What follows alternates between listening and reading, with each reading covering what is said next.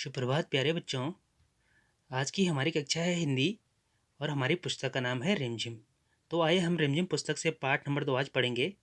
पाठ का नाम है जैसा सवाल वैसा जवाब। तो प्यारे बच्चों, जैसे पाठ के नाम से ही पता लग रहा है कि जैसा सवाल वैसा जवाब, मतलब जैसा सवाल होगा जवाब भी वैसा ही होगा। तो आइए हम पढ़ते हैं आज पाठ को। बादशाह अकबर अपने मंत्री बीरबल को बहुत पसंद करता था। जो बादशाह अकबर था वो अपने मंत्री बीरबल को बहुत पसंद करता, मतलब उसको बहुत अच्छा मानता था। बीरबल की बुद्धि के आगे बड़े बड़ों की कुछ भी नहीं चल पाती थी। जो बीरबल की बुद्धि थी उसके आगे बड़े बड़ों की कुछ नहीं चल पाती, क्योंकि बीरबल क्या था, बहुत ही बुद्धिमान था। इसी कारण कुछ दरबारी बीरबल से जलते थे, और इसी कारण क्या थे, कुछ दरबार के लोग बीरबल को देख के जलते थे, उसे देख के ईर्ष्या करते, जलन करते थे। वे बीरबल को मुसीबत में फंसाने के अनेक तरीके सोचते रहते थे। ठीक है, जो बीरबल को था तो वो दरबारी उसे देख के उसे फंसाने के लिए नए नए तरीके ढूंढते रहते थे। अकबर के एक खास दरबारी ख्वाजा सरा को अपनी विद्या और बुद्धि पर बहुत अभिमान था। तो जो अकबर का एक खास दरबारी था उसको अपनी विद्या और बुद्धि पर क्या था, बहुत ही अभिमान, बहुत घमंड था उसे।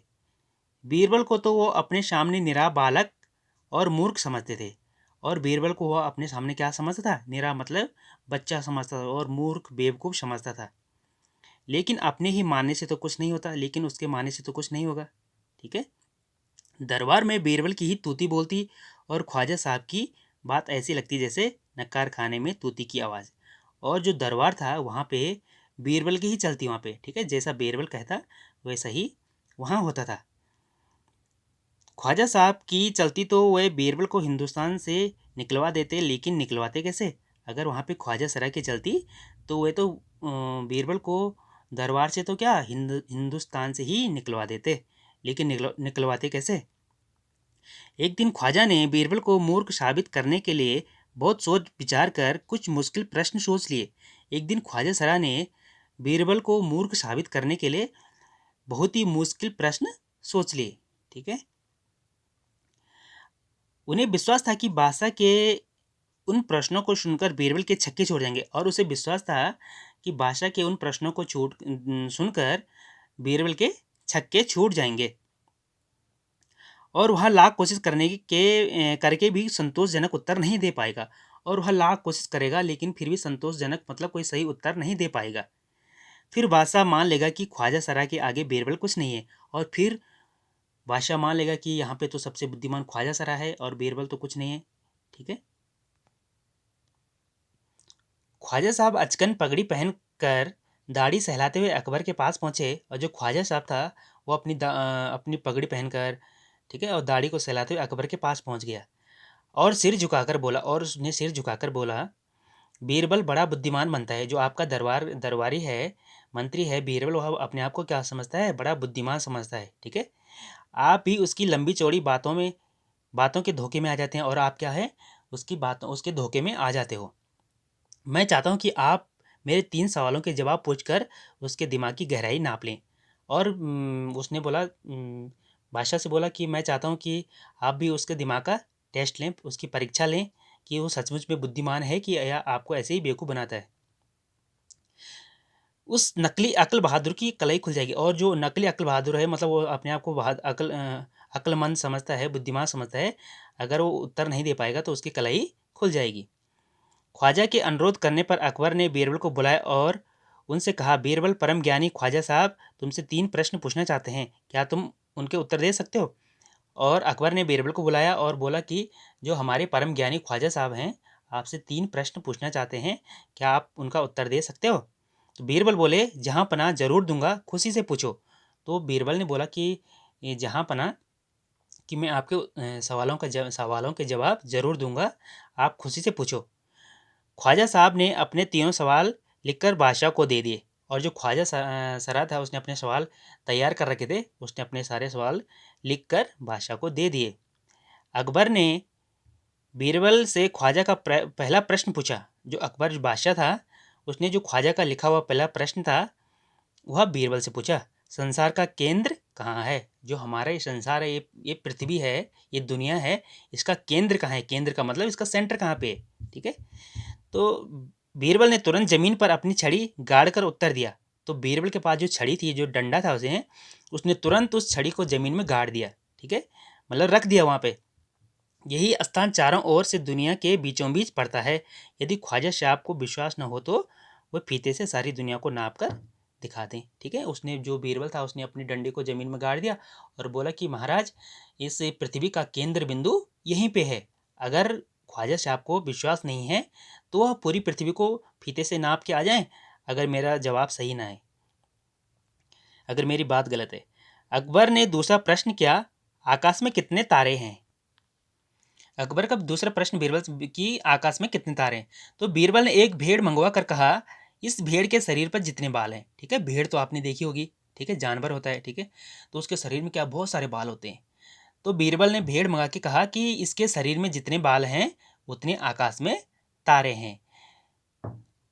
ख्वाजा साहब को अगर इसमें संदेह है तो बालों को गिनकर तारों की संख्या से तुलना कर सकते हैं। अगर इसमें ख्वाजा साहब को कोई शंका है कोई, अगर इनमें इनके मन में कोई संकोच है तो ये इन भेड़ के बालों को गिन सकते हैं। ठीक है, अब अकबर ने तीसरा सवाल किया, संसार की आबादी कितनी है? अब अकबर ने बीरबल से तीसरा सवाल किया कि संसार, जो हमारा ये संसार है, इसकी आबादी कितनी है? तो बीरबल ने कहा, जहां पना संसार की आबादी पल पल घटती बढ़ती रहती है। ठीक है, जो हमारी ये दुनिया है, पृथ्वी है, संसार है, इसमें आबादी प्रतिदिन, प्रति घंटे आबादी घटती और बढ़ती है। ठीक है, तो कुछ लोग मरते हैं, कुछ लोग जन्म लेते हैं, तो इसी प्रकार निरंतर चलता रहता है। कोई जन्म लेता है, कोई कोई मरता है। ठीक है, तो उसने कहा कि यहाँ पे लोग प्रतिदिन जन्म जन्म लेते हैं और प्रतिदिन मरते हैं। तो इस प्रकार जनसंख्या घटती बढ़ती रहती है, क्योंकि हर पल लोगों का जीना मरना लगा ही रहता है। इसलिए यदि साहब लोगों को एक जगह इकट्ठा किया जाए तो उनको गिनकर ठीक ठाक संख्या बताई जा सकती है। ठीक है, ठीक ठीक संख्या बताई जा सकती है। उसने कहा कि यहाँ पे तो लोग जन्म लेते हैं, मरते रहते हैं। ठीक है, जन्म लेते रहते हैं, मरते रहते हैं। ठीक है, तो अगर सब लोगों को एक जगह इकट्ठा किया जाए तो गिनकर ठीक ठीक संख्या बताई जा सकती है। बादशाह तो बीरबल के उत्तरों से संतुष्ट हो गया, लेकिन ख्वाजा साहब नाक भौं सिकोड़कर बोले। ठीक है, जो बादशाह अकबर था वह तो बीरबल के सवालों से, जवाबों से संतुष्ट हो गया था। ठीक है, उसने जैसे सवाल पूछे उसने जवाब दिए, तो बीरबल साहब, बादशाह साहब तो संतुष्ट हो गए थे। लेकिन जो ख्वाजा साहब था वो अपनी नाक भौं सिकोड़ कर बोले, ऐसे गोलमोल जवाबों से काम नहीं चलेगा। उसने कहा कि ऐसे गोलमोल जवाबों से काम नहीं चले, आपने सही सही उत्तर नहीं बताए। बीरबल बोले, ऐसे सवालों के ऐसे ही जवाब होते हैं। तो बीरबल ने कहा कि ऐसे सवालों के ऐसे ही जवाब होते हैं, जैसे आप सवाल पूछोगे जवाब भी वैसे ही मिलेंगे। पहले मेरे जवाबों को गलत साबित कीजिए तब आगे बढ़िए। बीरबल ने कहा ख्वाजा को, पहले मेरे जो जवाब हैं इनको गलत साबित कीजिए। अगर मेरे जवाब गलत हैं तो इनको आप साबित कीजिए कि गलत कैसे हैं। ख्वाजा साहब से फिर कुछ बोलते नहीं बना, और फिर ख्वाजा साहब से कुछ बोलते ही नहीं, वो कुछ बोल ही नहीं पाए, क्योंकि उनके पास बोलने के लिए कुछ था ही नहीं, क्योंकि जैसे उन्होंने सवाल पूछे थे उनको उसके जवाब मिल गए थे। तो प्यारे बच्चों, इस कहानी में अब हम आगे पढ़ेंगे प्रश्न उत्तर। प्यारे बच्चों, पहले तो हम कहानी को ध्यान से सुनेंगे और समझेंगे, और उसके बाद हम प्रश्न उत्तर करेंगे। तो हमारा हमारा पहला प्रश्न है, ख्वाजा सरा के तीनों सवालों का कोई अर्थ और जवाब हो सकता था? अपने मन में सोच कर लिखो। ठीक है, ख्वाजा सरा के जो सवाल थे उनका कोई और जवाब भी हो सकता है, अपने मन से सोच कर आपने लिखने कि क्या जवाब हो। जैसे उसने पूछा कि संसार का केंद्र बिंदु कहाँ है, तो बीरबल ने बताया कि जहाँ पे मैंने ये स्टिक रखी है कि इसका केंद्र बिंदु यहीं पे। इसी प्रकार आप अपने हिसाब से सोच कर लिखेंगे। अगर तुम ख्वाजा सरा की जगह पे होते तो बीरबल को हराने के लिए कौन से सवाल पूछते? अगर आप ख्वाजा सरा की जगह होते तो बीरबल को हराने के लिए आप कौन से सवाल पूछते? ठीक है, तो जैसे उसने ये सवाल पूछे थे कि संसार का केंद्र बिंदु कहाँ है, कि आसमान में कितने तारे हैं। ठीक है, तो इस दुनिया की आबादी कितनी है, तो आप कौन से सवाल पूछते? अगला है, ख्वाजा सराय का बस चलता तो वह बीरबल को हिंदुस्तान से निकाल देते।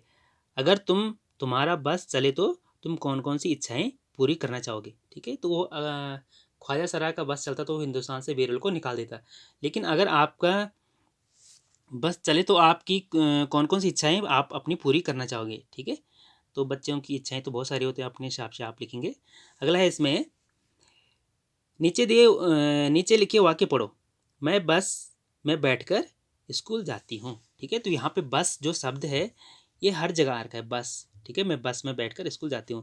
ख्वाजा सरा का बस चलता तो वो बीरबल को निकाल देते हैं, ठीक है। बस अब रुक जाओ, ठीक है। तो इसी प्रकार यहाँ पे हमारे पास नीचे शब्द हैं, चल शब्द है यहाँ पे, ठीक है। तो आपने चल शब्दों से वाक्य बनाने, जैसे यहाँ पे बस शब्द से वाक्य बन रखे हैं वैसे आपने बनाने, ठीक है। तो जैसे यहाँ पे देखो चल चल लिखा है, जैसे आप लिखेंगे, लिख सकते हैं मैं चल चल कर थक गया, ठीक है। तो इसी प्रकार से आप लिख सकते हैं, ठीक है। तुम मेरे साथ चलो, ठीक है, तू मेरे साथ चल, ठीक है। तो इसी प्रकार आप इन चल शब्दों से वाक्यों को बनाएंगे। Thank you.